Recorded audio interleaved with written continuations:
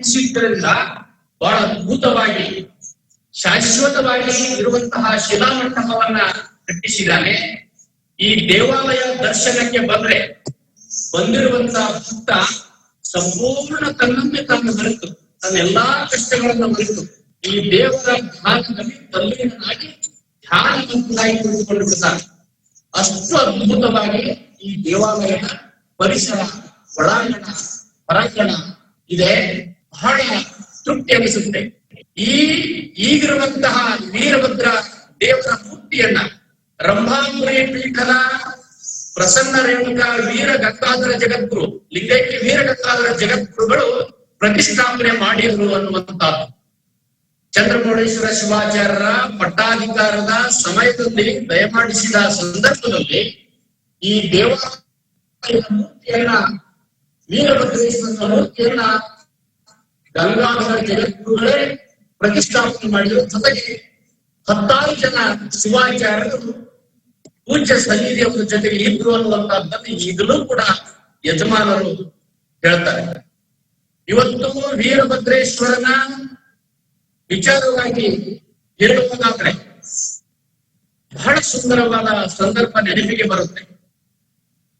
ದೇವಾಸುರರ ಸಂಗ್ರಾಮ ಕಾಲದಲ್ಲಿ ರಾಕ್ಷಸರನ್ನ ಬೆನ್ನಟ್ಟಿಕೊಂಡು ಬಂದಂತ ಹರಿ ಭೃಗು ಋಷಿ ಮಹರ್ಷಿಯ ಆಶ್ರಮದ ಬಳಿ ಬಂದಾಗ, ಭೃಗು ಋಷಿಯ ಆಶ್ರಮದಲ್ಲಿ ರಾಕ್ಷಸರು ಶ್ರೀಹರಿಗೆ ಭಯಭೀತರಾಗಿ ಆ ಋಷಿಯ ಆಶ್ರಮದಲ್ಲಿ ಆಶ್ರಯ ಪಡೆದುಕೊಳ್ತಾರೆ.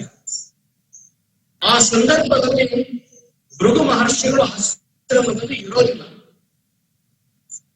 ಮಹರ್ಷಿಯ ಧರ್ಮ ಪತ್ನಿ ಇರ್ತಾಳೆ. ಇದ್ದಂತ ಸಂದರ್ಭದಲ್ಲಿ ಶ್ರೀಹರಿ ಆಕ್ರಮಣ ಮಾಡಲಿಕ್ಕೆ ಬರ್ತಾನೆ. ಆಗ ಭೃಗು ಮಹರ್ಷಿಯ ಪತ್ನಿ ಹೇಳ್ತಾಳೆ, ಈಗ ಆ ಅಸುರರು ನನ್ನ ಆಶ್ರಯದಲ್ಲಿದ್ದಾರೆ, ನನ್ನ ಆಶ್ರಯದಲ್ಲಿರೋದ್ರಿಂದ ಅವರನ್ನ ಸಂಹಾರ ಮಾಡ್ಲಿಕ್ಕೆ ಶ್ರೀಹರಿಯೇ ನಾನು ನಿನ್ನನ್ನು ಬಿಡೋದಿಲ್ಲ. ಅಷ್ಟಾಗಲಿ ಇದು ಭೃಗು ಮಹರ್ಷಿ ನನ್ನ ಪತಿದೇವರು, ಮಹರ್ಷಿಗಳು ಇನ್ನದ ಆಶ್ರಮದಲ್ಲಿ ನೀನು ಆಕ್ರಮಣ ಮಾಡಕೂಡದನ್ನುವಂತ ಮಾತನ್ನ ಭೃಗು ಮಹರ್ಷಿಯ ಧರ್ಮ ಪತ್ನಿ ಹೇಳ್ತಾರೆ. ಆದ್ರೆ ಆ ಮಾತನ್ನು ಕೇಳಲಾರದನೆ ಶ್ರೀಹರಿ ಮೊಟ್ಟ ಮೊದಲಿಗೆ ತನ್ನ ಚಕ್ರಕ್ಕೆ ಭೃಗು ಮಹರ್ಷಿಯ ಪತ್ನಿಯ ಶಿರಸ್ಸನ್ನೇ ಆಹುತಿ ಮಾಡ್ತಾನೆ. ಮಾಡಿ ಅಲ್ಲಿ ಅಡ್ಡಗೆ ಕುಳಿತಿರುವಂತಹ ರಾಕ್ಷಸರನ್ನ ಸಂಹಾರ ಮಾಡಿ ಹೋಗಿಬಿಡ್ತಾನೆ. ಹೋದಂತಹ ಸಂದರ್ಭದಲ್ಲಿ ಭೃಗು ಮಹರ್ಷಿಗಳು ಮರಳಿ ಆಶ್ರಮಕ್ಕೆ ಬಂದಾಗ ನಡೆದ ಕಥೆಯನ್ನೆಲ್ಲ ತಮ್ಮ ಜ್ಞಾನ ದೃಷ್ಟಿಯಿಂದ ತಿಳಿದುಕೊಂಡು ಶ್ರೀಹರಿಗೆ ಶಾಪವನ್ನ ಕೊಡ್ತಾರೆ. ಭೃಗು ಮಹರ್ಷಿ ಶಾಪವನ್ನು ಕೊಡ್ತಾರೆ. ಒಡೆಯನ ಆಶ್ರಮದಲ್ಲಿ ಬಂದು ಏನೂ ತಪ್ಪು ಮಾಡದೇ ಇರುವಂತಹ ನನ್ನ ಹೆಂಡತಿಯನ್ನ ಕೊಂದದ್ದಲ್ಲದೆ ನೀನು ಮಾಡಿರುವಂತಹ ಆಕ್ರಮಣಕಾರಿ ಪಾಪಕ್ಕಾಗಿ ಶ್ರೀಹರಿ ಭೂಲೋಕದಲ್ಲಿ ಕೋಟಿ ಜನ್ಮ ಎತ್ತುವಂತೆ ಆಗಲಿ, ಅಷ್ಟೇ ಅಲ್ಲ ಕೋಟಿ ಜನ್ಮದಲ್ಲಿ ನಿನಗೆ ಸ್ತ್ರೀ ವಿಯೋಗವಾಗಲಿ ಎನ್ನುವಂತಹ ಶಾಪವನ್ನ ಭೃಗು ಮಹರ್ಷಿ ಕೊಡ್ತಾನೆ. ಆ ಶಾಪದಿಂದ ಭಯಭೀತನಾದಂತ ಶ್ರೀಹರಿ ಏಕಾಂಬರೇಶ್ವರನಲ್ಲಿ ಹೋಗಿ ಭಗವಂತನನ್ನ ಪೂಜಿಸಿ ಆತನನ್ನ ಪ್ರತ್ಯಕ್ಷೀಕರಿಸಿಕೊಳ್ತಾನೆ. ಪ್ರತ್ಯಕ್ಷೀಕರಿಸಿಕೊಂಡು ಭಗವಂತನಲ್ಲಿ ಪ್ರಾರ್ಥನೆ ಮಾಡಿ ಭೃಗು ಮಹರ್ಷಿಯ ಶಾಪವನ್ನ ನಿವಾರಣೆ ಮಾಡುವಂತ ಅಂತ ಹೇಳಿ ಪ್ರಾರ್ಥನೆ ಮಾಡ್ತಾರೆ. ಆದ್ರೆ ಏಕಾಂಬರೇಶ್ವರ ಹೆಸರಿನಲ್ಲಿರುವಂತ ಭಗವಂತ ಶ್ರೀಹರಿಗೆ ಹೇಳ್ತಾನೆ, ಶ್ರೀಹರಿಯೇ ನನ್ನ ಭಕ್ತರು ಕೊಟ್ಟಿರುವಂತಹ ಶಾಪವನ್ನ ಅವರೇ ವಿಮೋಚನೆ ಮಾಡಬೇಕು ಹೊರತು ಅದು ನನ್ನಿಂದ ಸಾಧ್ಯ ಇಲ್ಲ ಅಂತ ಹೇಳಿ ಆ ಶ್ರೀಹರಿಗೆ ಹೇಳಿ ಭೃಗು ಮಹರ್ಷಿಯ ಸ್ವಪ್ನದಲ್ಲಿ ಹೋಗಿ ನೀನು ಶ್ರೀಹರಿಗೆ ಕೊಟ್ಟಿರುವಂತಹ ಶಾಪವನ್ನ ನೀನು ಅದನ್ನ ಕಡಿತಗೊಳಿಸುವಂತ ಹೇಳಿ ಪರಮಾತ್ಮ ಏಕಾಂಬರೇಶ್ವರ ಹೇಳ್ತಾನೆ. ಕೋಟಿ ಜನ್ಮಗಳ ಬದಲಾಗಿ ಶ್ರೀಹರಿ ಭೂಲೋಕದಲ್ಲಿ 10 ಜನ್ಮಗಳನ್ನು ಎತ್ತುವಂತಾಗಿದೆ. ಆ 10 ಜನ್ಮಗಳಲ್ಲಿ 1 ಜನ್ಮದಲ್ಲಿ ಮಾತ್ರ ಸ್ತ್ರೀ ವಿಯೋಗ ಆಗುವಂತೆ ನಿನ್ನ ಶಾಪವನ್ನ ಮೊಟಕುಗೊಳಿಸುವಂತ ಹೇಳಿ ತನ್ನ ಭಕ್ತನಾಗಿರ್ತಕ್ಕಂಥ ಆ ಭೃಗು ಮಹರ್ಷಿಗೆ ಹೇಳ್ತಾನೆ ಭಗವಂತ. ಆ ಭಗವಂತನ ಆಜ್ಞೆಯಂತೆ ಭೃಗು ಮಹರ್ಷಿ ತನ್ನ ಶಾಪವನ್ನ ಕಡಿತಗೊಳಿಸ್ತಾನೆ. ಆಗ ತೃಪ್ತನಾಗಿರುವಂತಹ ಶ್ರೀಹರಿ ನನ್ನ 10 ಅವತಾರಗಳಲ್ಲಿ ನಿಗ್ರಹ ಮತ್ತು ಪರಿಗ್ರಹ ನನಗೆ ಬಂದಿರುವಂತ ಬರುವಂತ ಅಹಂಕಾರವನ್ನ ಶಮನ ಮಾಡಿ ನನ್ನ ಅವತಾರವನ್ನ ಪೂರ್ಣ ಮಾಡುವಂತಹ ಕೆಲಸವನ್ನು ನೀನು ಮಾಡಬೇಕು ಭಗವಂತ ಅಂತ ಹೇಳಿ ಪರಮಾತ್ಮನಲ್ಲಿ ಪ್ರಾರ್ಥನೆ ಮಾಡಿಕೊಂಡಾಗ ಶ್ರೀಹರಿ ಈ ಮತ್ಸ್ಯಾವತಾರ, ಕೂರ್ಮಾವತಾರ, ಶರ್ವಾವತಾರ ಹೀಗೆ 10 ಅವತಾರಗಳಲ್ಲಿ ಜನ್ಮ ಎತ್ತಿ ಬಂದು ಆ ಜನ್ಮದಲ್ಲಿ ದೇವತೆಗಳಿಗೆ ಉಪಕಾರ ಮಾಡುವುದರ ಜೊತೆಗೆ ತಾನು ಪರಮಾತ್ಮನ ಗಣನಾಗಿರ್ತಕ್ಕಂತಹ ಶಿವಗಣರಿಂದ ಸಂಹಾರ ಆಗ್ತಾನೆ. ಸಂಹಾರಾಗಿ ಆ 10 ಜನ್ಮಗಳಲ್ಲಿ ಶ್ರೀಹರಿ ಭೂಲೋಕಕ್ಕೆ ಹುಟ್ಟಿ ಬರುವಂತಹ ಒಂದು ಸುಂದರವಾಗಿರುವಂತಹ ದೃಶ್ಯವನ್ನ, ಕಥೆಯನ್ನ ನಾವು ಕೇಳ್ತೀವಿ. ಅಂದ್ರೆ ಶ್ರೀಹರಿಯೇ ಆತನಿಗೆ ಇಲ್ಲಿ ಹುಟ್ಟು ಸಾವು ಅನ್ನುವಂತ ಈ ಚಕ್ರದಿಂದ ಆತನಿಗೆ ಬಿಡುಗಡೆ ಆಗಿಲ್ಲ.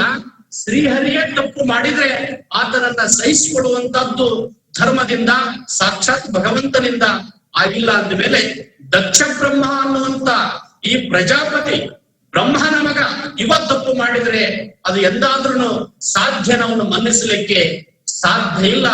ಅವನ ತಲೆಯ ಹೋಗಿ ಕುರಿತರೆ ಬಂತು ಅವನಿಗೆ ಅನ್ನುವಂತ ಇತಿಹಾಸವನ್ನ ಪ್ರವಚನದಲ್ಲಿ ಪೂಜ್ಯರು ಬಹಳ ಸುಂದರವಾಗಿ ಹೇಳಿದ್ದಾರೆ. ಅಹಂಕಾರ ಮದೋನ್ಮತ್ತನಾಗಿರುವಂತಹ ವ್ಯಕ್ತಿ ಆತ ಸಾಮಾನ್ಯನಿರಲಿ ದೇವತೆಯಾಗಿರಲಿ ಅಂತಹ ವ್ಯಕ್ತಿ ದೊಡ್ಡ ಮಹಾತ್ಮನಾಗಿದ್ರು ಕೂಡ ತಾನು ಮಾಡಿದ ಕರ್ಮದ ಫಲವನ್ನ ಆತ ಉಣ್ಣಲೇಬೇಕು ಅನ್ನುವಂತ ಇತಿಹಾಸವನ್ನ ನಾವು ವೀರಭದ್ರೇಶ್ವರನ ಚರಿತ್ರೆಯಿಂದ ಕೇಳ್ತೀವಿ. ಅದಕ್ಕಾಗಿ ಕವಿ ಸರ್ವಜ್ಞ ಹರಿಹಂದಿಯಾದಂದು ಹರನು ತಿರಿಗುಂಡಂದು ಹರ ರಜನ ಶರವ ಹರಿದಂದು ಲಿಖಿತವನ್ನು ಬರೆದವರು ಯಾರು ಅಂತ ಹೇಳ್ತಾರೆ. ಶಿವ ಸಾಕ್ಷಾತ್ ಬ್ರಹ್ಮನಿಗಿರುವಂತ 5 ತಲೆ 1 ತಲೆಯನ್ನು ಕತ್ತರಿಸಿದಾಗ ಸಾಕ್ಷಾತ್ ಶಿವನಿಗೆ ಬ್ರಹ್ಮಹತ್ಯಾ ದೋಷ ತಗಲ್ತೈತಿ. ಅನ್ನಪೂರ್ಣೇಶ್ವರಿ ಹತ್ತಿರ ಹೋಗಿ ಭಿಕ್ಷೆ ಬೇಡಿದಾಗ ಆ ಬ್ರಹ್ಮ ಕಪಾಲ ಕೆಳಗೆ ಬೀಳ್ತೈತಿ. ಹರಿ ಶಿವನ ಆದೇಶದ ಮೇರೆಗೆ ಹಂದಿಯಾಗಿ ಪಾತಾಳಕ್ಕೆ ಇಳಿಯುವಂತಹ ಸಮಯ ಬರ್ತೈತಿ.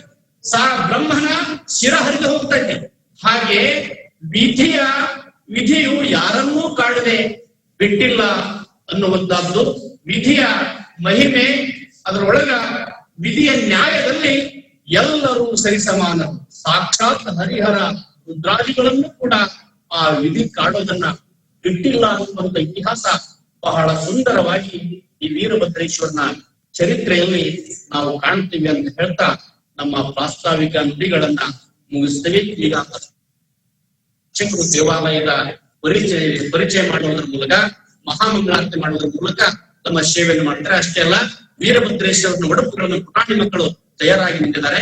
ಬಹಳ ಸುಂದರವಾಗಿ ಅವರು ಹೇಳ್ತಾರೆ ಅಂತ ಹೇಳ್ತಾ ಎಲ್ಲರಿಗೂ ಮತ್ತೊಮ್ಮೆ ಧನ್ಯವಾದಗಳು ಹೇಳ್ತಾ ನನ್ನ ಮಾತಿಗೆ ವಿರಾಮ ಕೊಡ್ತಾರೆ.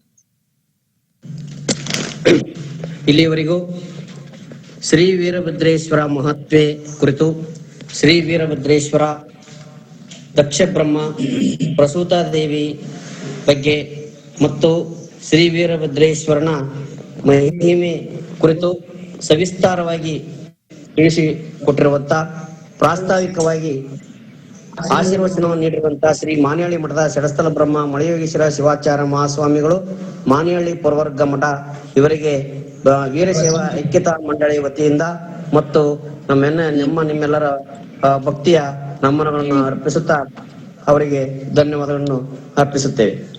ಈಗ ಮುಂದಿನ ಕಾರ್ಯಕ್ರಮ, ಈ ಒಂದು ಆನ್ಲೈನ್ ಪ್ರವಚನ ಕಾರ್ಯಕ್ರಮದ ವಂದನಾರ್ಪಣೆಯನ್ನು ಸಲ್ಲಿಸಲಿದ್ದಾರೆ ಶ್ರೀ ವೇದಮೂರ್ತಿ ಕೋಗಲು. ಕಾರ್ಯಕ್ರಮದ ವಂದನಾರ್ಪಣೆ ಸಲ್ಲಿಸಬೇಕೆಂದು ಅವರಲ್ಲಿ ಕೇಳಿಕೊಳ್ತಿದ್ದೆ.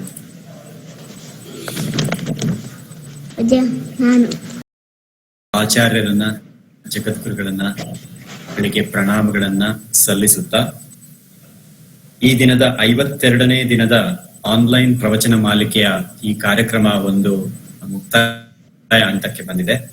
ಈ ದಿನದ ಉಪದೇಶ ಅಮೃತವನ್ನ ಕರುಣಿಸಿದ ಪೂಜ್ಯ ಶ್ರೀ ಷಟ್ಸ್ಥಳ ಬ್ರಹ್ಮ ಮಲ್ಲಿಕಾರ್ಜುನ ಶಿವಾಚಾರ್ಯ ಸ್ವಾಮಿಗಳು, ಮೂಲಿಮಠ, ಸವದತ್ತಿ, ಹಿರೇಗಲ್ಲ ಹಿರೇಮಠ ನರೇಗಲ್ಲ ಇವರಿಗೆ ವೀರಶೈವ ಐಕ್ಯತಾ ಮಂಡಳಿಯ ಪರವಾಗಿ ಹಾಗೂ ನನ್ನ ವೈಯಕ್ತಿಕವಾಗಿ ಪ್ರಣಾಮಗಳು ಹಾಗೂ ಹೃನ್ಮನಪೂರ್ವಕವಾದ ಧನ್ಯವಾದಗಳನ್ನ ಅರ್ಪಿಸುತ್ತಿದ್ದೇನೆ. ಹಾಗೂ ಈ ದಿನದ ಪ್ರಾಸ್ತಾವಿಕ ನುಡಿಯನ್ನ ಅನುಗ್ರಹಿಸಿದ ಪೂಜ್ಯ ಶ್ರೀ ಷಟ್ಸ್ಥಳ ಬ್ರಹ್ಮ ಡಾಕ್ಟರ್ ಮಳೆಯೋಗೀಶ್ವರ ಶಿವಾಚಾರ್ಯ ಸ್ವಾಮಿಗಳು, ಮಾನಿಹಳ್ಳಿ ಪುರವರ್ಗ ಮಠ, ಮಾನಿಹಳ್ಳಿ ಇವರಿಗೆ ವೀರಶೈವ ಐಕ್ಯತಾ ಮಂಡಳಿಯ ಪರವಾಗಿ ಹಾಗೂ ನನ್ನ ವೈಯಕ್ತಿಕವಾಗಿ ಪ್ರಣಾಮಗಳು ಹಾಗೂ ಶಿರಸಾಷ್ಟಾಂಗ ನಮಸ್ಕಾರಗಳು. ಈ ಕಾರ್ಯಕ್ರಮಕ್ಕೆ ಅವರು ತುಂಬು ಹೃದಯದಿಂದ ಈ ಒಂದು ವೀರಭದ್ರನ ಒಂದು ದೇವಸ್ಥಾನವನ್ನ ತೋರಿಸಿ ಎಲ್ಲರಿಗೂ ನಮ್ಗೆ ಹೇಳಿದ್ದಾರೆ. ಇವರಿಗೆ ಹೃನ್ಮನಪೂರ್ವಕವಾದ ಧನ್ಯವಾದಗಳನ್ನ ಅರ್ಪಿಸ್ತಾ ಇದ್ದೀವಿ. ಶ್ರೀ ದೇವಸ್ಥಾನ ನಿರ್ಮಾಣಗೊಂಡಿದ್ದು ಶ್ರೀ ವೀರಭದ್ರೇಶ್ವರ ಸ್ವಾಮಿ ನೂತನ ಶಿಲಾಮೂರ್ತಿ ಪ್ರತಿಷ್ಠಾಪನೆ ದಿನಾಂಕ 6 ಫೆಬ್ರವರಿ 1973ರಂದು ಶ್ರೀಮದ್ ರಂಭಾಪುರಿ ವೀರಸಿಂಹಾಸನ 1008 ಶ್ರೀ ಶ್ರೀ ಶ್ರೀ ಜಗದ್ಗುರು ವೀರಗಂಗಾಧರ ಭಗವತ್ಪಾದರ ಮಹಾಸ್ವಾಮಿಗಳವರ ಅಮೃತ ಆಶೀರ್ವಾದದೊಂದಿಗೆ ಪ್ರತಿಷ್ಠಾಪನೆಯಾಗಿರುತ್ತದೆ. ಹಾಗೂ ಇದಕ್ಕೂ ಪೂರ್ವದಲ್ಲಿ 1964ರಲ್ಲಿ ಶ್ರೀಮದ್ ಶ್ರೀಶೈಲ ಪೀಠದ ಜಗದ್ಗುರು 1008 ಶ್ರೀ ಶ್ರೀ ಶ್ರೀ ವಾಗೀಶ ಪಂಡಿತಾರಾಧ್ಯ ಭಗವತ್ಪಾದರ ಮಹಾಸ್ವಾಮಿಗಳವರು ಹರಪನಹಳ್ಳಿಯಲ್ಲಿ ಮೊಕ್ಕಾಮ ಮಾಡಿದಾಗ ಆಗಮಿಸಿ ಆಶೀರ್ವದಿಸಿರುತ್ತಾರೆ. ಹರಪನಹಳ್ಳಿ ಪಟ್ಟಣದ ಹಾಗೂ ಸುತ್ತಮುತ್ತಲಿನ ಭಕ್ತಾದಿಗಳು ಆರಾಧ್ಯ ದೈವ ಪ್ರಸಿದ್ಧವಾದ ರಥೋತ್ಸವ ಪ್ರತಿ ವರ್ಷ ಕೂಡ ರಥೋತ್ಸವ ನಡೆಯುತ್ತದೆ. ಗೌರಿ ಹುಣ್ಣಿಮೆಯಂದು ನವೆಂಬರ್ ತಿಂಗಳು ಗೌರಿ ಹುಣ್ಣಿಮೆಯಂದು ಮಹಾರಥೋತ್ಸವ ಪ್ರತಿ ವರ್ಷ ನಡೆಯುತ್ತದೆ. ಹಾಗೂ ಕೆಂಡಾರ್ಚನೆ ಕೂಡ ನಡೆಯುತ್ತದೆ. ಈ ಒಂದು ವಾರಗಳ ಕಾಲ ಈ ಒಂದು ಕಾರ್ಯಕ್ರಮ ನಡೀತಾ ಬರುತ್ತದೆ. ಮೊದಲನೇದಾಗಿ ಕಂಕಣಾರ್ಚನೆ ಅಂದ್ರೆ ಭದ್ರಕಾಳಿ ಸಮೇತ ಶ್ರೀ ವೀರಭದ್ರೇಶ್ವರನಿಗೆ ಒಂದು ಮದುವೆ ಕಾರ್ಯಕ್ರಮ ಅಂತ ಏನ್ ಹೇಳ್ತೀವಿ, ಆ ಕಾರ್ಯಕ್ರಮ ಒಂದು ಕಂಕಣವನ್ನು ಕಟ್ಟುವುದರ ಮೂಲಕ ಮೊದಲನೇ ದಿವಸ ಕಂಕಣಾರ್ಚನೆಯನ್ನು ಮಾಡಿ, ಎರಡನೇ ದಿವಸ ಮೊದಲನೇ ಉಚ್ಚಯ ಅಂತ ಹೇಳಿರ್ತೀವಿ. ಹಾಗೆ 4 ಉಚ್ಚಯ ಕಾರ್ಯಕ್ರಮಗಳು ನಡೀತವೆ. 5ನೇ ದಿವಸ ಮಹಾರಥೋತ್ಸವ ನಡೆಯುತ್ತದೆ. 6ನೇ ದಿವಸ ಹೂವಿನ ಪಲ್ಲಕ್ಕಿಯ ಅಲಂಕಾರಗೊಂಡು ಮೇಗಲಪೇಟೆಯ ಶ್ರೀ ಗುಗ್ಗಳ ವೀರಭದ್ರೇಶ್ವರ ದೇವಸ್ಥಾನದಿಂದ ಹೊರಟು ಹಳೆ ಬಸ್ ನಿಲ್ದಾಣದ ಸಾರಿಬೈಲು ವೀರಭದ್ರೇಶ್ವರ ದೇವಸ್ಥಾನಕ್ಕೆ ಬಂದು ಮೆರವಣಿಗೆಯ ಮೂಲಕ ಹೂವಿನ ಪಲ್ಲಕ್ಕಿಯ ಸುಂದರವಾದ ಒಂದು ಹೂವಿನ ಪಲ್ಲಕ್ಕಿಯ ಮೂಲಕ ಒಂದು ಓಕಳಿ ಉತ್ಸವ ನಡೆಯುತ್ತದೆ. ಅವತ್ತಿನ ದಿವಸ ಓಕಳಿ ಉತ್ಸವ ಮೂಲಕ ತದನಂತರ ಅಗ್ನಿಕುಂಡ ಬೆಳಿಗ್ಗೆ 7:30ಕ್ಕೆ ಪ್ರತಿ ವರ್ಷ ಕೆಂಡಾರ್ಚನೆ ನಡೆಯುತ್ತದೆ. ಹೀಗೆ ಇನ್ನೂ ಹಲವಾರು ಕಾರ್ಯಕ್ರಮಗಳು ಪ್ರತಿ ವರ್ಷ ನಡೀತಾ ಬರ್ತದವೆ. ಪ್ರತಿ ಅಮಾವಾಸ್ಯೆಯಂದು ಒಂದು ದಾಸೋಹ ಕಾರ್ಯಕ್ರಮ ಕೂಡ ಇರುತ್ತದೆ. ಅನ್ನದಾಸೋಹ ಕಾರ್ಯಕ್ರಮ ಅಂತೇಳಿ ಪ್ರತಿ ಅಮಾವಾಸ್ಯೆಗೂ ಕೂಡ ನಡೀತಾ ಬಂದಿದೆ. ಇತ್ತೀಚಿನ ಒಂದೂವರೆ ವರ್ಷದಿಂದ ನಿಂತಿದೆ. ಈ ಒಂದು ಕೊರೋನಾ ಇದರಿಂದ ನಿಂತೋಗಿದೆ. ಮತ್ತೆ ಈಗ ಅದನ್ನ ನಾವು ಮುಂದಿನ ತಿಂಗಳಿಂದ ಮತ್ತೆ ಶುರು ಮಾಡ್ಬೇಕಂತ ಅನ್ಕೊಂಡಿದೀವಿ. ಆ ದೇವರ ಕೃಪೆಯಿಂದ ಈ ಎಲ್ಲ ಪೀಡೆಗಳೆಲ್ಲ ತೊಲಗಿ ಮುಂದೆ ಜಗತ್ತಿಗೆ ಒಂದು ಒಳ್ಳೆಯ ಕಾರ್ಯಕ್ರಮ ಮಾಡ್ತಾ ಎಲ್ಲ ಭಕ್ತಾದಿಗಳಿಗೆ ಒಂದು ಆಶೀರ್ವಾದ ಈ ಭಗವಂತನ ಪಾಲಿಸಲಿ ಅಂತ ಹೇಳಿ, ಮತ್ತೆ ಇನ್ನೂ ಹಲವಾರು ವಿಷಯಗಳು ಇದ್ದಾವೆ. ಸಮಯದ ಅಭಾವದಿಂದ ಬಹಳ ಟೈಮ್ ಆಗಿದೆ. ಹಾಗಾಗಿ ಇನ್ನೂ ಕಾರ್ಯಕ್ರಮಗಳು ನಮ್ಮ ದೇವಸ್ಥಾನದಲ್ಲಿ ಮಾಡ್ಕೊಂತ ಬರ್ತಾ ಇದ್ದೀವಿ. ಹಾಗೆ ಮುಂದೆನೂ ಹೊರಿಸ್ತೀವಿ. ಧನ್ಯವಾದಗಳು. ನಮಸ್ಕಾರ. ಇಲ್ಲಿವರೆಗೂ ಶ್ರೀ ವೀರಭದ್ರೇಶ್ವರ ಸ್ವಾಮಿಯ ದೇವಾಲಯದ ಪರಿಚಯವನ್ನ ತಿಳಿಸಿಕೊಟ್ಟಿರುವಂತ ಪ್ರಧಾನ ಅರ್ಚಕರಾಗಿರುವಂತ ಶ್ರೀ ಪೂಜಾ ವೀರೇಶ್ವರವರಿಗೆ ಧನ್ಯವಾದಗಳನ್ನು ಅರ್ಪಿಸುತ್ತೇವೆ. ಶ್ರೀ ಹರಪುರಿ ಸಾರಿಬೈಲು ವೀರಭದ್ರೇಶ್ವರ ಸ್ವಾಮಿ ದೇವಸ್ಥಾನವು ಈಗಾಗಲೇ ಅರ್ಚಕರು ತಿಳಿಸಿರುವಂತೆ ಶ್ರೀಮದ್ ರಂಭಾಪುರಿ ವೀರಗಂಗಾಧರ ಭಗವತ್ಪಾದ ಮಹಾಸ್ವಾಮಿಗಳವರ ಅಮೃತೋತ್ಸವದಿಂದ 1973 ಫೆಬ್ರವರಿ 6ರಂದು ನೆರವೇರಿರುತ್ತದೆ. ಅದೇ ಸಮಯದಲ್ಲಿ ಹರಪನಹಳ್ಳಿ ತೆಗ್ಗಿನಪಟ್ಟದ ಷಡಸ್ಥಲ ಬ್ರಹ್ಮ ಚಂದ್ರಮೌಳೀಶ್ವರ ಶಿವಾಚಾರ ಮಹಾಸ್ವಾಮಿಗಳ ಪಟ್ಟಾಧಿಕಾರ ಕಾರ್ಯಕ್ರಮವು ಕೂಡ ಆ ಸಂದರ್ಭದಲ್ಲಿ ನೆರವೇರಿತ್ತು. ಆ ಒಂದು ಸುಸಮಯ ಈ ಭಾಗದ ಜನರು ಪ್ರತಿ ಜನರು ಅದನ್ನ ಹೇಳುತ್ತಿದ್ದಾರೆ. ಅದು ಒಂದು ಸುವರ್ಣಮಯ ದಿನ ಎಂಬುದನ್ನ ಎಲ್ಲರೂ ವರ್ಣಿಸುತ್ತಿದ್ದಾರೆ.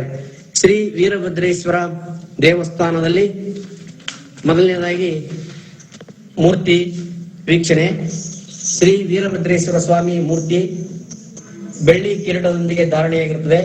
ಶ್ರೀ ವೀರಭದ್ರೇಶ್ವರ ಸ್ವಾಮಿಗೆ ಬಂಗಾರ ಕಿರೀಟವೂ ಕೂಡ ಸಹ ಇದೆ. ಶ್ರೀ ಸುವರ್ಣ ಕಿರೀಟವನ್ನ ಹರಪನಹಳ್ಳಿಯ ಭಕ್ತರಾದ ಶ್ರೀ ದಂಡಪ್ಪನವರ ಶಿವಮೂರ್ತಪ್ಪನವರು ಓರ್ವ ಭಕ್ತರು ಬಂಗಾರದ ಕಿರೀಟವನ್ನು ಅರ್ಪಿಸಿದ್ದಾರೆ. ಅದೇ ರೀತಿ ಈ ರಜತ ಮೂರ್ತಿ ಇರುತ್ತದೆ, ಉತ್ಸವ ಮೂರ್ತಿ ಇರುತ್ತದೆ. ಇದು ಮೂರ್ತಿಯ ವೀಕ್ಷಣೆ. ಆನಂತರ ಇದು ಗರ್ಭಗುಡಿಯ ಮೇಲ್ನೋಟ ಮತ್ತು ದೇವಾಲಯದ ದೇವರ ಗದ್ದಿಗೆ. ಆನಂತರ ಗರ್ಭಗುಡಿಯ ಮಹಾದ್ವಾರ, ನಂತರ ಮಂಟಪ.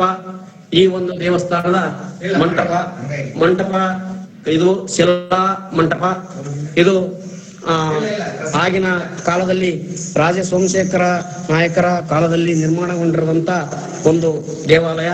ಮಹಾದ್ವಾರ ಇದು ಪ್ರಾಂಗಣ, ದೇವಾಲಯದ ಗರ್ಭಗುಡಿ, ಹೊರಾಂಗಣ, ಮಂಟಪ ಮತ್ತು ಶ್ರೀ ಬಸವಣ್ಣ ದೇವರ ಮೂರ್ತಿ ಮತ್ತು ಹೂವಿನ ಆಕಾರವಾಗಿರುವಂತ ಒಂದು ಮಂಟಪ. ಸುತ್ತಲೂ ಶಿಲಾ ಸ್ತಂಭಗಳಿಂದ ನಿರ್ಮಾಣವಾಗಿರುವಂತ ಮಹಾ ದೇವಾಲಯ. ಇದು ಆ ಕಾಲದಲ್ಲಿ ನಿರ್ಮಾಣವಾಗಿರುವಂತ ಬೃಹತ್ ದೇವಾಲಯ.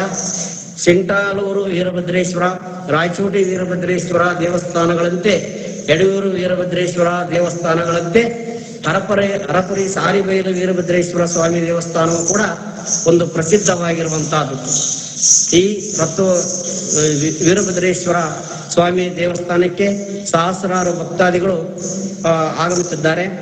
ಪ್ರತಿ ಅಮಾವಾಸ್ಯೆಯಂದು ಶ್ರೀ ವೀರಭದ್ರೇಶ್ವರ ಸ್ವಾಮಿ ಅನ್ನದಾಸೋಹ ಸೇವಾ ಕಾರ್ಯ, ರುದ್ರಾಭಿಷೇಕ, ಮಹಾಪೂಜೆ ಸಾಂಗೋಪಾಂಗವಾಗಿ 2011ರಿಂದಲೂ ಸಾಗುತ್ತಾ ಬಂದಿದೆ. ಈ ಸಮಯದಲ್ಲಿ ಲಾಕ್ಡೌನ್ ಸಮಯದಲ್ಲಿ 1 ವರ್ಷಗಳ ಮೇಲೆ ಈ ಒಂದು ಅನ್ನದಾಸೋಹ ಸೇವಾ ನಿಂತಿರುತ್ತದೆ ಮತ್ತು ಇನ್ನುಳಿದ ಪೂಜಾ ಕಾರ್ಯಗಳು ಸರ್ವಾಂಗ ಸುಂದರವಾಗಿ ನಡೀತಾ ಇವೆ. ದೇವಸ್ಥಾನದ ಮಹಾದ್ವಾರ ಪುಟಾಣಿ ಮಕ್ಕಳು ವೀರಭದ್ರನ ಅವತಾರದೊಂದಿಗೆ ಮಹಾದ್ವಾರದಲ್ಲಿ ನಿಂತಿರುತ್ತಾರೆ. ಈ ಒಂದು ದೇವಾಲಯದ ಮಹಾದ್ವಾರ. ಆನಂತರ ಇಲ್ಲಿ ಇರ್ತಕ್ಕಂಥ ನೂತನವಾಗಿ ನಿರ್ಮಾಣಗೊಂಡಂತಹ ಗೋಪುರ. ಇಲ್ಲಿ ಸ್ವಲ್ಪ ಕತ್ತಲು ಇರುವುದರಿಂದ ಸರಿಯಾಗಿ ಕಾಣಿಸುತ್ತಿಲ್ಲ. ಇಲ್ಲಿರ್ತಕ್ಕಂಥ ಮಹಾದ್ವಾರ. ಅದೇ ರೀತಿ ಗೋಪುರ ನಿರ್ಮಾಣ ಕಾರ್ಯ ಕೈಗೊಂಡಿರ್ತಾರೆ. ಈ ಒಂದು ಕಾರ್ಯಕ್ರಮದಲ್ಲಿ ಸಾರಿಬೈಲು ಶ್ರೀ ವೀರಭದ್ರೇಶ್ವರ ಸ್ವಾಮಿ ದೇವಾಲಯದ ಗೋಪುರ ವೀಕ್ಷಣೆ ಮತ್ತು ಇನ್ನು ಗೋಪುರ ಕಾಮಗಾರಿ ನಡೆಯುತ್ತಾ ಇದೆ. ಈ ದೇವಸ್ಥಾನದ ಧರ್ಮಕರ್ತರಾದ ಶ್ರೀ ಪಾಟೀಲ್ ಪರಮೇಶ್ವರ ಗೌಡರು ಮತ್ತು ಪಾಟೀಲ್ ಕೊಟ್ರಬಸವನಗೌಡರು ಮತ್ತು ಇದರ ಪಾಟೀಲ್ ವಂಶಸ್ಥರು ಈ ಒಂದು ದೇವಸ್ಥಾನದ ಒಂದು ಧರ್ಮಕರ್ತರಾಗಿರುತ್ತಾರೆ. ಇಲ್ಲಿವರೆಗೂ ದೇವಸ್ಥಾನದ ಇನ್ನೂ ಇತಿಹಾಸ ಬಹಳಷ್ಟು ಇದೆ. ಅಂತ ಒಂದು ದೇವಸ್ಥಾನದ ಪರಿಚಯ ಅವಕಾಶ ನಮಗೆ ಎಲ್ಲರಿಗೂ ಸಿಕ್ಕಿರುವುದು ಪುಣ್ಯ. ಈ ದೇವಸ್ಥಾನದ ಇನ್ನು ಹೆಚ್ಚಿನ ವಿವರ ಎಲ್ಲ ನಮ್ಮ ಅರ್ಚಕರು ತಿಳಿಸಿಕೊಟ್ಟಿರ್ತಾರೆ. ಇಲ್ಲಿಗೆ ದೇವಾಲಯದ ಪರಿಚಯವನ್ನ ಮುಕ್ತಾಯಗೊಳಿಸುತ್ತಾ ಈಗ ಮುಂದೆ ಈ ಒಂದು ದೇವಾಲಯದಲ್ಲಿ ಶ್ರೀ ವೀರಭದ್ರೇಶ್ವರ ಒಡಪುಗಳನ್ನ ನಮ್ಮ ವೀರಭದ್ರೇಶ್ವರ ದೇವಸ್ಥಾನದ ಅರ್ಚಕರ ಮಕ್ಕಳಾಗಿರುವಂತ ಶ್ರೀ ಕುಮಾರಿ ಸಿಂಚನ ಮತ್ತು ಕುಮಾರ ಓಂಕಾರ ಮತ್ತು ಕುಮಾರ ಸಾತ್ವಿಕ್, ಈ 3 ಪುಟಾಣಿಗಳು ಒಡಪುಗಳನ್ನ ಹೇಳ್ತಿದ್ದಾರೆ. ಎಲ್ಲರೂ ಶಾಂತಚಿತ್ತರಾಗಿ ಕೇಳಬೇಕೆಂದು ಕೇಳಿಕೊಳ್ತಿದ್ದೇವೆ. ಶ್ರೀ ವೀರಭದ್ರೇಶ್ವರ ಅರ್ಚಕರಾಗಿರುತ್ತ ವೀರೇಶ್ವರ ಅವರು ಸಮಳ ವಾದನ ಮಾಡೋದರೊಂದಿಗೆ ಈಗ ಒಂದು ಒಡಪುಗಳು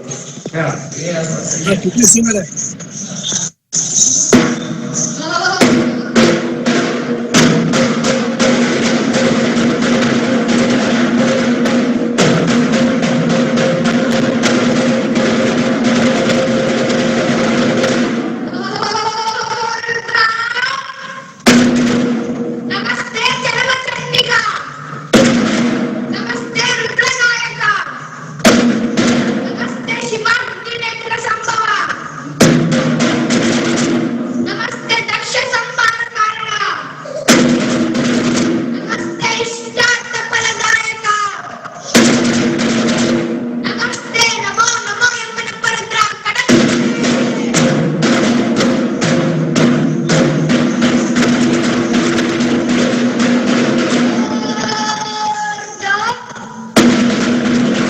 ಭೀಮಚರಿತ ಚಾರುತರ ಸನ್ಮೋಹನಾಂಗ, ಮದನ ಮರ್ದನ ಮಾರೆ ಕೋಲಾಹಲ, ನನ್ನ ಪವಾಡ ಅಂದಿಗುಂಟು ಇಂದಿಗಿಲ್ಲ, ಶತದ್ರೋಹಿಗಳಿಗೆ ನಿಜಯ ಗಂಡ ಗೋಸ್ಕರ.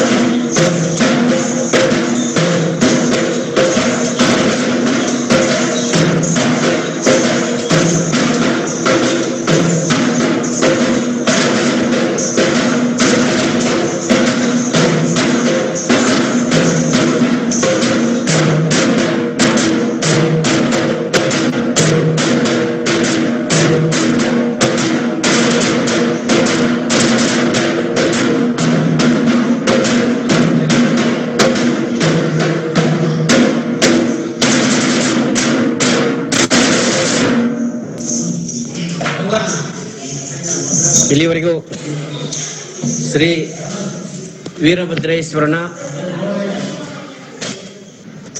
ವೀರಭದ್ರೇಶ್ವರ ಮಹಾಸ್ವಾಮಿಯ ಉಡುಪುಗಳನ್ನು ಬಹಳ ಅತ್ಯಂತ ರಮಣೀಯವಾಗಿ ಬಹಳ ಉತ್ಸುಕತೆಯಿಂದ ಒಡಪುಗಳನ್ನು ಹೇಳಿರುವಂತ ಪುಟಾಣಿಗಳಾದ ಶ್ರೀ ಕುಮಾರಿ ಸಿಂಚನ ಮತ್ತು ಕುಮಾರ ಸಾತ್ವಿಕ್ ಮತ್ತು ಕುಮಾರ ಓಂಕಾರ್ ಇವರು ದೇವಸ್ಥಾನದ ಪ್ರಧಾನ ಅರ್ಚಕರ ಮಕ್ಕಳು. ದೇವಸ್ಥಾನದ ಪ್ರಧಾನ ಅರ್ಚಕರಾಗಿರುವಂತ ಶ್ರೀ ಪೂಜಾರ್ ವೀರಪ್ಪನವರ ಮಕ್ಕಳಾದ ಪೂಜಾರ್ ಕಾಳಪ್ಪನವರು, ಪೂಜಾರ್ ವೀರಭದ್ರಪ್ಪನವರು ಮತ್ತು ಅವರ ಪರಿವಾರ ಎಲ್ಲರೂ ದೇವಸ್ಥಾನದಲ್ಲಿ ಸೇವೆಯನ್ನು ಸಲ್ಲಿಸತಕ್ಕಂಥವರು. ಅವರ ಮೊಮ್ಮಕ್ಕಳು ಇವರು ಪ್ರತಿ ವರ್ಷ ರಥೋತ್ಸವ ಕಾರ್ಯಕ್ರಮದಲ್ಲಿ ಇವರು ಭಾಗಿಯಾಗಿ ಬಹಳಷ್ಟು ಸೇವೆಯನ್ನು ಸಲ್ಲಿಸುತ್ತಿದ್ದಾರೆ. ಅಂತ ಮಕ್ಕಳಿಗೆ ನಾವು ನಮ್ಮ ವೀರಶೈವ ಐಕ್ಯತಾ ಮಂಡಳಿ ವತಿಯಿಂದ ಅವರಿಗೆ ತುಂಬಾ ಹೃತ್ಪೂರ್ವಕವಾಗಿರತಕ್ಕಂತ ಧನ್ಯವಾದಗಳನ್ನ ಅರ್ಪಿಸುತ್ತಿದ್ದೇವೆ. ಈಗ ಮತ್ತು ಇವರ ಮುಂದಿನ ಕಾರ್ಯಕ್ರಮ ಮಹಾಮಂಗಳಾರತಿಯನ್ನ ಪ್ರಧಾನ ಅರ್ಚಕರಾಗಿರುವಂತ ಶ್ರೀ ಅವರು ಈ ಒಂದು ಮಂಗಳಾರತಿ ಸೇವೆಯನ್ನು ಮಾಡಬೇಕೆಂದು ಅವರಲ್ಲಿ ಕೇಳಿಕೊಳ್ತಿದ್ದೇವೆ. ಕೊಟ್ರೇಶನ್ ಒಂದ್ ನಿಮಿಷ. ಕೊಟ್ರೆ ಹಿರೇಮಠ ಅಂತ ಐಡಿ ಸರ್, ದಯಮಾಡಿ ತಾವು ಆಡಿಯೋನ ಮ್ಯೂಟ್ ಮಾಡ್ಕೊಳ್ಳಿ. ಪದೇ ಪದೇ ಮ್ಯೂಟ್ ಮಾಡ್ದಂಗೆಲ್ಲ ಓಪನ್ ಮಾಡ್ಕೊತಿದ್ದೀರಾ, ಎಕೋ ಆಗುತ್ತೆ ಅಲ್ಲಿ, ಅದನ್ನ ಅರ್ಥ ಮಾಡ್ಕೊಳ್ಳಿ ಸರ್. ಆಯ್ತಾಯ್ತು. ಕೊಟ್ರಯ್ಯ ಹಿರೇಮಠ ಸರ್.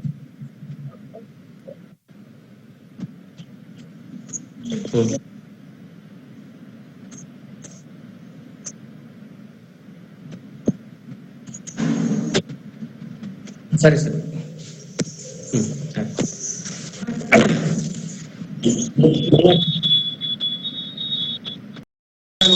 ಗಣಲಿಂಗಮಾದ ನಾಲ್ಕಾರಿಂ ಜಗದಾದಿ ಗಣಕೃತ್ಯವೆಂದು ನಾಲ್ಕಾರು ತೀನು ತಂದು ಬೆಳಗುವೆನೆಂದು. ಜಯ ದೇವ ಜಯ ದೇವ ಜಯ ಸಚ್ಚಿದಾನಂದ ನಿತ್ಯ ಪೂರ್ಣನಿಗೆ ಜಯವೆಂದು ಬೆಳಗೇರಿ ಸಕಲ ದೇವನಿಗೆ ಪಂಚಮುಖವನ್ನು ತಳೆದ ಮಾತೃಭೂತಗಳು ಪಂಚೀಕರಿಸಿ ಬ್ರಹ್ಮಾಂಡ ರಚನೆಗಳು. ಪಂಚಾಂಗ ಲಿಂಗ ಶ್ರೀ ವೀರಭದ್ರೇಶ್ವರಗೆ ಪಂಚಾರುತಿಯನ್ನು ತಂದು ಬೆಳಗುವೆನೆಂದು.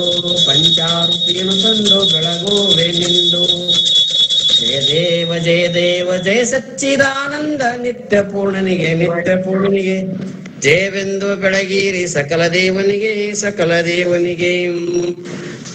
ಓಂ ಶ್ರೀ ಗುರುಭ್ಯೋ ನಮಃ. ಓಂ ನಮೋ ಯಶ್ಯೋ ನಾಮ ರೂಪಾಭ್ಯಾಂ ಯಾ ದೇವಿ ಸರ್ವಮಂಗಳಂ ತಯೋ ಸಂಸ್ಮೃಣಾತುಂ ಸಾಂ ಶ್ರುತೋ. ಜಯ ಮಂಗಳಂ ಜಯ ನಮಃ ಪಾರ್ವತಿ ಪತಿ ಶಿವರ ಮಹಾದೇವ್.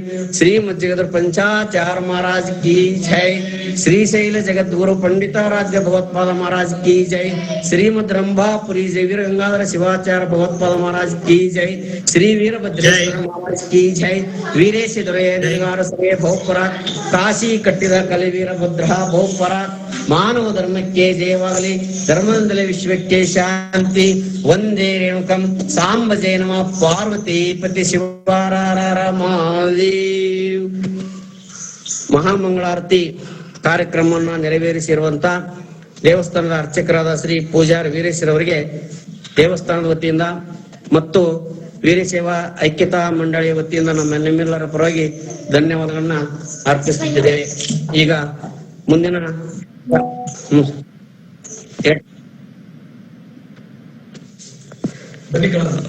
ಬನ್ನಿ ಕಳಮ್ಮ, ಅದು ಹೊರಗಡೆ ಇದೆ ಬುದ್ಧಿ, ಅದು ಬನ್ನಿ ವೃಕ್ಷ ಇದೆ.